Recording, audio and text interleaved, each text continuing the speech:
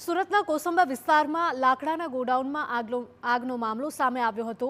Cooling પ્રક્રિયા દરમિયાન ફરીથી આ ગોડાઉનમાં આગ ભભૂકી ઉઠી હતી। પાણી ન પહોંચતા ગોડાઉનના વચ્ચેના ભાગમાં ફરીથી આગ ફાટી નીકળી। વિકરાળ આગના કારણે ગોડાઉનનો શેડ પણ ધરાશાયી થયો। ગોડાઉનના શેડ તેમજ પ્લાયવુડના જથ્થામાં મોટું નુકસાન થયું છે। ઉલ્લેખનીય છે કે કોસંબા નજીક મહુવેજ ગામે ઔદ્યોગિક વિસ્તારમાં આ યુનિવર્સલ વેરહાઉસ આવેલું છે, જેમાં મોટા પાયે પ્લાયવુડનો જથ્થો સંગ્રહ કરાયેલો હતો।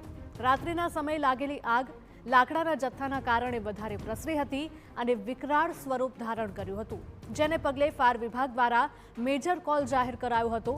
જો કે સદનસીબે આગની દુર્ઘટનામાં કોઈ જાનહાનિ નથી થઈ। સંવાદદાતા મેહુલ જોડાયા છે। મેહુલ, જણાવશો કે આગ લાગી હતી, કુલિંગ પ્રક્રિયા ચાલી રહી હતી અને તે જ સમયે ફરીથી આગ લાગી, શું કારણ સામે આવી રહ્યું છે? જી બિલકુલ, ગતરોજ રાત્રિના સમયે સુરત જિલ્લાના કોસંબા નજીક જે મહુવેજ ગામ આવેલું છે, આ મહુવેજ ગામના ઇન્ડસ્ટ્રીયલ વિસ્તારમાં એક યુનિવર્સલ વેરહાઉસ નામનું ગોડાઉન આવેલું છે, જેમાં મોટી માત્રામાં લાકડાનો અને પ્લાયનો જથ્થો હતો। તેમાં એકાએક કોઈ અગમ્ય કારણોસર આગ લાગી હતી। ઘટનાને પગલે ફાયર વિભાગની ટીમો સ્થળ પર દોડી ગઈ હતી। જોકે આગે વિકરાળ સ્વરૂપ ધારણ કરતા ફાયર વિભાગ દ્વારા મેજર કોલ જાહેર કરવામાં આવ્યો હતો। પાણીનો મારો ચલાવી આગને કાબૂમાં લઈ લેવામાં આવી હતી। કુલિંગ પ્રક્રિયા ચાલી રહી હતી।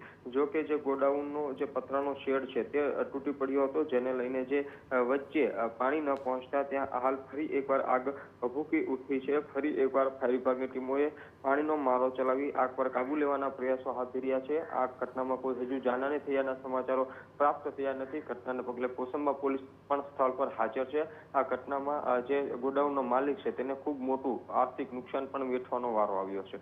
જી બિલકુલ, માહિતી બદલ આપનો આભાર।